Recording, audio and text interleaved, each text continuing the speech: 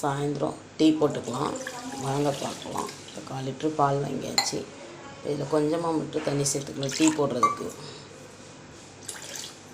ஏலக்காய் டீ போட்டுக்கலாம்.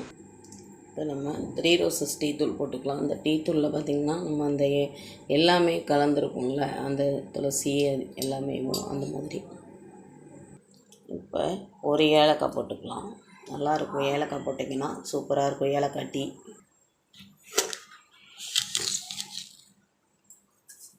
சர்க்கரை போட்டுக்கலாம்.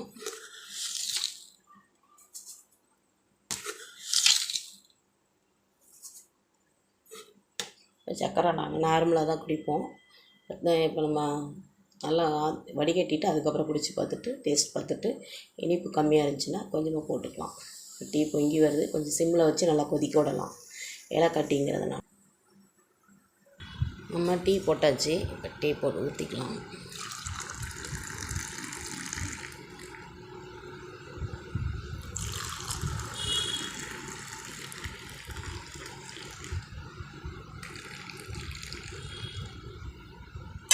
நம்ம வீட்டில் ஸ்நாக்ஸ் பார்த்திங்கன்னா இன்றைக்கி பார்த்திங்கன்னா அந்த 5 ரூபா சிகடை பெட்டி கடையில் பக்கத்தில் நம்ம வீட்டு பக்கத்தில் விற்கிறாங்க. இந்த சிகடை பார்த்திங்கன்னா காரச்சிகடை சூப்பராக இருக்கும். இதுதான் இன்றைக்கி ஸ்நாக்ஸு. இது பார்த்திங்கன்னா இந்த பயறு வகைகள்லாம் போட்டு நம்ம பேக்கரியிலலாம் வச்சுருப்பாங்க, தள்ளுவண்டியில் வச்சுருந்தாங்க. அது ஒரு 100 கிராம் வாங்கியிருந்தோம். அதுதான் இப்போ இன்றைக்கி நம்ம வீட்டில் ஸ்நாக்ஸு. இன்றைக்கி சாயந்தரத்தில் நம்ம டீ குடிக்கிறதுக்கு என்னென்னு பார்த்தாச்சு. வாங்க, யாருக்கெல்லாம் இந்த ஸ்நாக்ஸ் பெட்டி கடை ஸ்நாக்ஸ் பிடிக்கும்னு கமெண்ட் பண்ணுங்கள். இந்த வீடியோ பிடிச்சிருந்தா லைக் பண்ணுங்கள், ஷேர் பண்ணுங்கள், மறக்காமல் சப்ஸ்கிரைப் பண்ணுங்கள். உங்கள் ஃப்ரெண்ட்ஸ்க்கெலாம் ஷேர் பண்ணி விடுங்க. நன்றி, வணக்கம்.